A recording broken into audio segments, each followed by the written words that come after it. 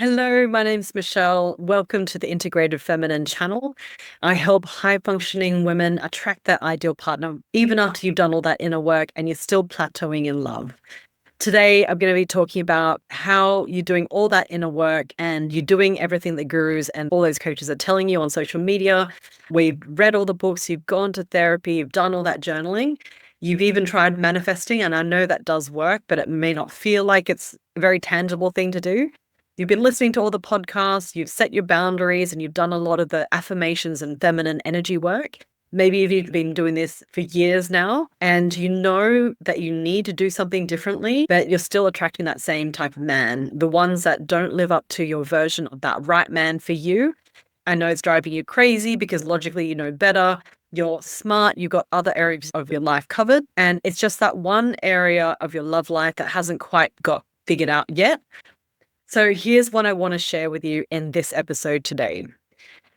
The reason that more inner work isn't fixing your love life isn't because you've got a problem attracting men. It's not because you're not trying hard enough or not taking enough actions.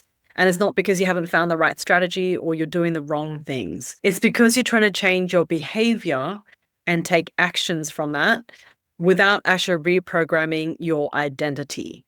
Now, your identity will always win. And I'm going to show you a little bit more about that in this episode. Now, this is not dating advice. I'm actually anti-dating, and you'll soon see the reasons why. This is not feminine energy hacks or tips or tricks or about being softer, about being more feminine, about being more embodied. And this is not surface mindset work, okay? Today, I'm going to show you exactly why awareness alone isn't enough and what you actually need to do and what needs to happen so you can have that real lasting change, which is that identity transformation that is actually permanent and means you've grown and changed. Let me ask you something. How many times have you had a moment of awareness where you've had a massive, amazing breakthrough? You're journaling, you're meditating, you've just gone to a women's retreat, you left it, you're feeling really empowered, you're feeling really energized, you're feeling inspired to be better, do better, and to change the sabotage patterns that you've identified for yourself. And in that moment, you feel like such clarity, you feel almost enlightened, that something's finally clicked. This is that breakthrough that you've been quietly, patiently waiting for, maybe for even years, like you finally get it.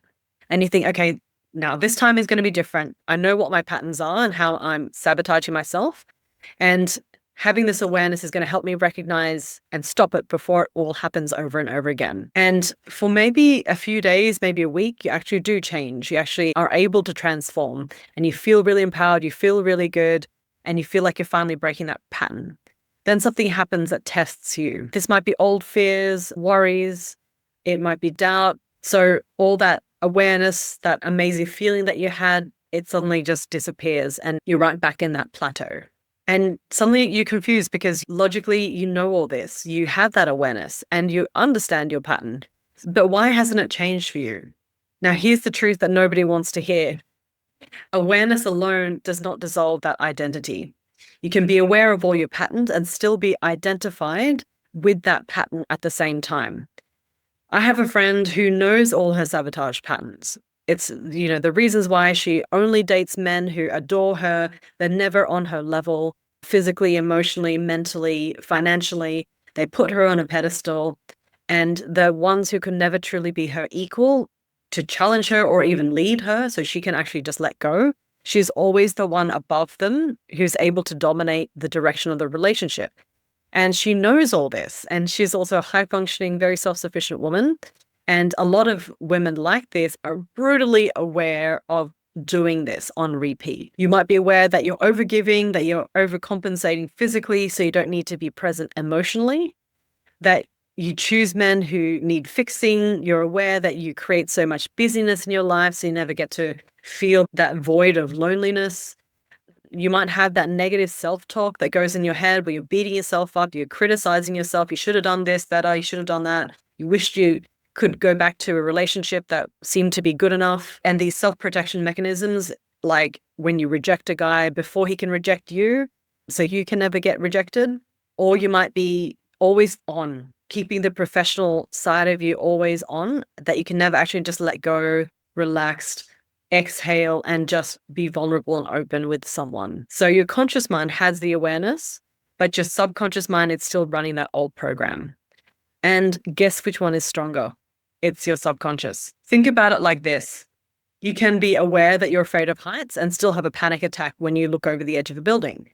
You can be aware that you're afraid of rejection and you can still feel your heart beating, pounding in your chest when someone doesn't text you back or might be rejecting you.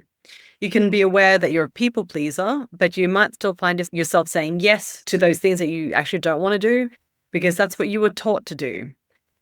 Do those hard things and you'll be better off in the long run. These are all those old patterns that were drummed into us when we were kids. Awareness is the first step, but it's not the only step because that awareness lives in your conscious mind, and your conscious mind is only about 5 to 10% of your brain. And your subconscious mind, that's probably 90 to 95% of your brain. And your subconscious mind, it doesn't care about your awareness. It only cares about safety and keeping you safe. So here's what's actually happening. When you do all this inner work, you gain all this awareness, right? It's amazing. And you understand your patterns intellectually, consciously. You can figure it out. But your subconscious identity hasn't caught up with it.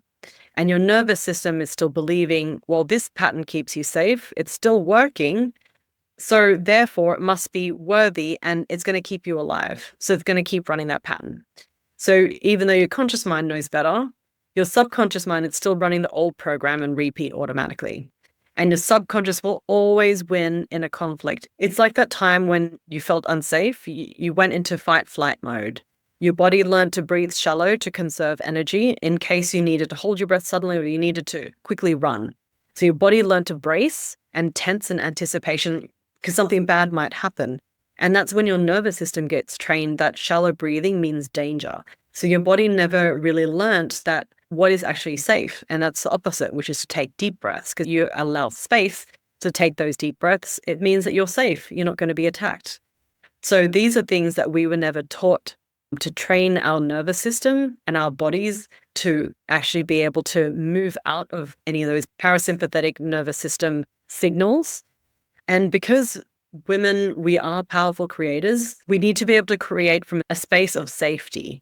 Otherwise, we're creating from fear, from negative emotions, from danger. Even though it doesn't look like that on the outside, it's not completely aligned. So to be able to create from complete alignment is to be able to retrain that subconscious mind to know that it's safe to be open to create. So here's the thing. You can't out-strategize your subconscious patterns. You can't think your way out of a pattern because your nervous system is still running that pattern. It's going to win. You can't willpower your way into a new identity.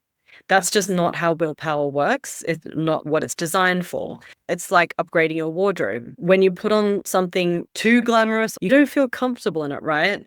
Because the woman wearing that new outfit, it doesn't feel that same vibration or that same identity level as that new style. So you're always going to default back to your old set of clothes, your old wardrobe. And your new outfit's going to stay in your wardrobe with the tags still on. I don't care how smart you are. I don't care how many strategies or how disciplined you are. Your subconscious will always be more powerful than your conscious strategies. And your default system is always going to win. It's because your subconscious mind is running automations and they are so powerful. You don't have to remember how to breathe, how to walk, how to read. You automatically do these things, right? You cannot unread something. Now, these are programs that have been installed in your nervous system since you were a kid.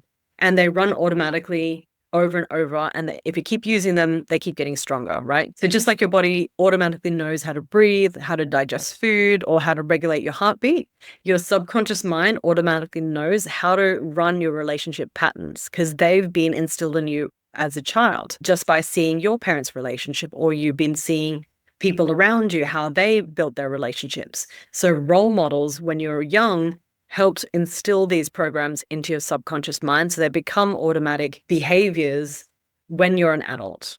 So you don't have to think about choosing a man who needs fixing if that's something you always learnt gave you validation as a kid. Your nervous system just does it. And you don't have to decide that you're going to overgive. Your nervous system just does it. You don't have to plan that you're going to perform and always be on and always be perfect. You got that validation and attention when you were a kid and you were doing those same things. So because these patterns are automated at the subconscious level, those things that once served a purpose in providing the emotional and mental safety, but a strength overused becomes a weakness. So this does become an outdated program. So when you try to use strategy to change an automation, you're fighting a losing battle. It's like trying to use willpower to stop your heart from beating. You just can't do it because your heart isn't running on willpower, it's running on automatic program. And that's the same as your relationship patterns. And they're not running on a conscious choice, they're running on a subconscious automation. This is why so many women do the inner work and still end up in the same patterns, in the same relationships. They're trying to change their behavior without changing their identity. And they're trying to use conscious strategies and the mindset level without actually overriding your subconscious automations. And it doesn't work. So here's something that's going to blow your mind. Your nervous system chooses your partner before your mind does, not after, before. So think about the last time you met a man who was perfect on paper.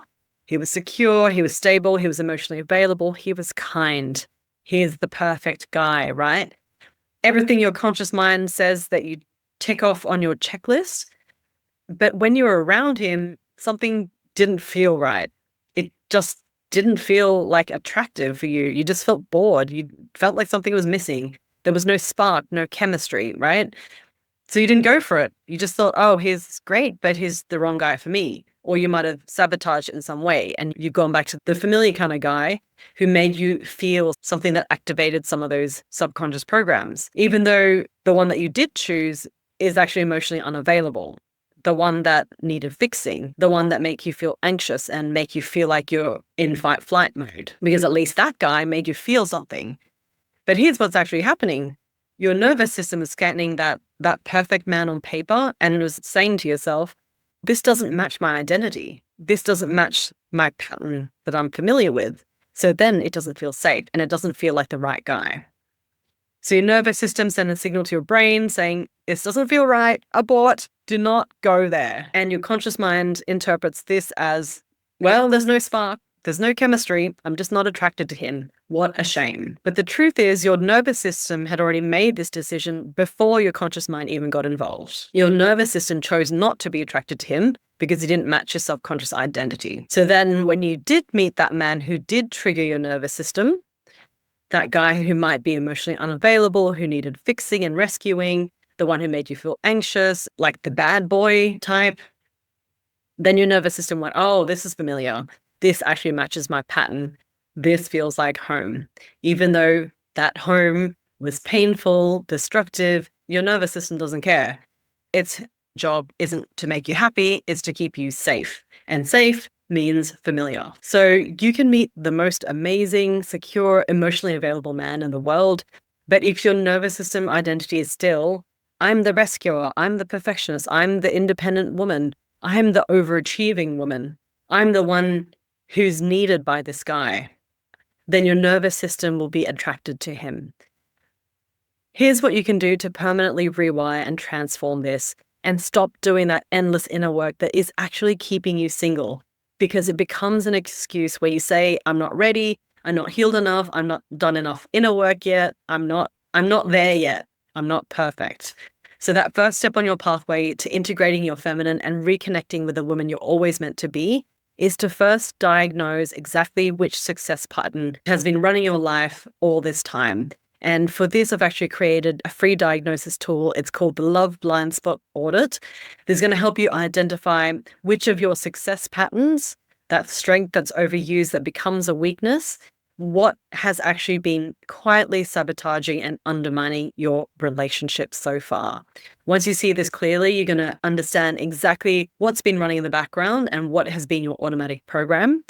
Once you see it, you can't unsee it. And this is your first step awareness. And you're going to be shown that exact shift you need to make for your success pattern. So that first step is that diagnosis. And the next step is actually creates a massive shift. It's to recalibrate at the subconscious level. And this isn't about doing more inner work, more things to do, more tasks to complete or courses or journaling. It's that subconscious work that happens at the identity level. And I designed this as something for you to experience, not something else you have to do. Because I know my high achieving women out there, wondering, is this another thing I've got to do? No, it's not. This is the core feminine code. It's a series of audio calibrations that speak directly into your subconscious, so you don't need to keep forcing things that go against your conscious mind. The final step on this pathway to attracting love without having to compromise yourself, it's that deeper identity transformation, is actually going through your subconscious patterns and rewiring them so they start working for you instead of against you. Now, think of this as a mental and emotional upgrade of your internal software. This is exactly the kind of work we do inside the core attraction method. It's my private 6-month integration container. This is really deep identity level work. And we're going to use modalities like Psych K, life coaching, mentorship. We're going to not just recalibrate at the identity level, but much more. It's going to help you integrate to become the woman that you've always been born to be, not just intellectually at a therapy type level, but at the level where your nervous system and subconscious actually operate. Because once that shift happens, attraction, relationships, and even your way of life, it's going to start to change. And if you feel called to that level of transformation, you can apply to work with me privately. And I'm going to put a link in the description below as well. So this brings us to the end of another episode. I hope you take something away with you from this conversation. Hopefully it's sparked a real shift. Awareness is that first step. And hopefully you can carry that insight into your life and implement that as well. So if you resonate with this episode, please subscribe. It's going to help the channel a lot. It's going to help spread the word to other incredible, amazing women out there in the world. And if you feel called to it, please forward this episode and this podcast to any amazing women who might need to hear this right now. And click on the links below that most resonate with you.